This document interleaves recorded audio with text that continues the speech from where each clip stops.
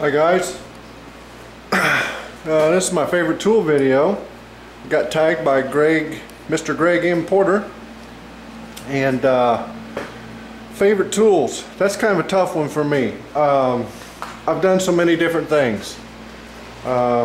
So it's like each and everything that you do, you end up having favorites. I don't know how else to explain it. Some of you may or may not know, I grew up in a machine shop. From the time I was able to walk, I was sewed to that guy's leg. Let's see if we can get this out here. It's just so dirty. There we go. That's my dad there on the left. That's me. It was taken in summer of 1986. I would have been 21 years old. And then the guy there next to me, his name was Steve. And the guy on the end's name was Al. Al was my dad's partner. And that was the core of our shop right there.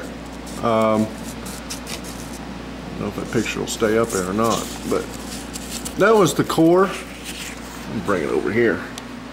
Of the shop. We there were busy times and we had more than 4 people, but that was basically it. And I ran some fantastic pieces of machinery. We had a shop at my grandpa's house, and we had this shop. Both were fully equipped.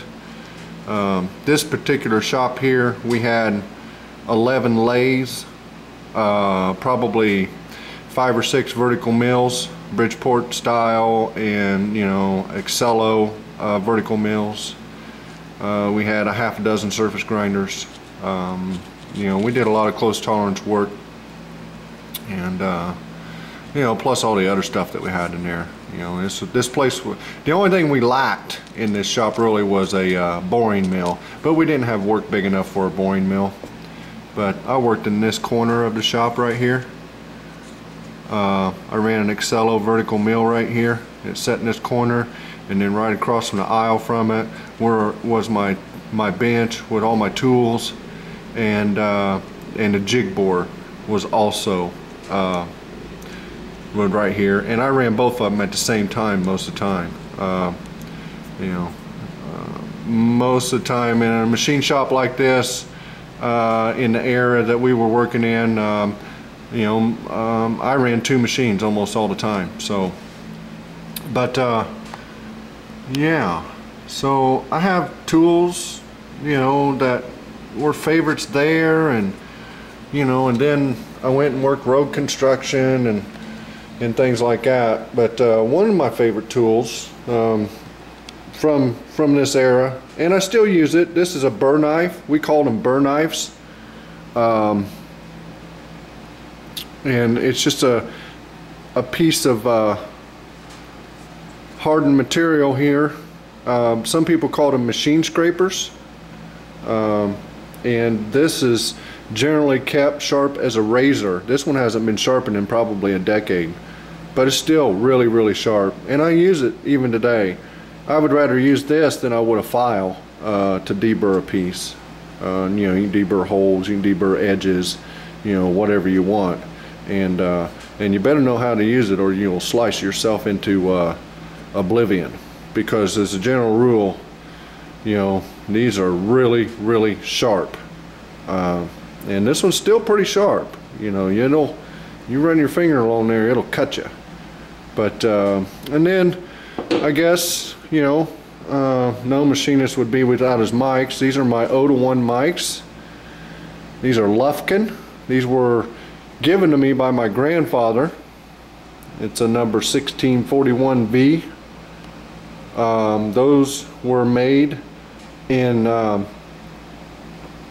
they originate from the 20s, the 1920s. So this set of mics here is probably 70 or 80 years old, maybe 90. I don't know when they were purchased, but you know, they're still dead on. They've never been dropped, and you know, they're not as shiny as maybe they would be because they just lack being used. You know, you throw them in your pocket or whatever, you know, and it keeps them shiny. But everything works on it. The ratchet handle works. Well, I got it. Well, maybe I don't know what the deal is there with the ratchet handle, but it does have a ratchet handle on it. I'm not sure why it's not working. I think you can screw it down to where it doesn't work. I don't know, but they're still good. There's nothing wrong with them. They work free, and yeah, I think these are actually graduated. Let's see, the graduation on these is just no, they're graduated in a tenth of a thousandth. You can see it right there. Maybe each one of these lines would indicate a tenth. Of course, they're not that accurate, I don't think. You know, but they're within a half thousandths. I would never go by a micrometer to a tenth of a thousandths. But one of my favorite tools.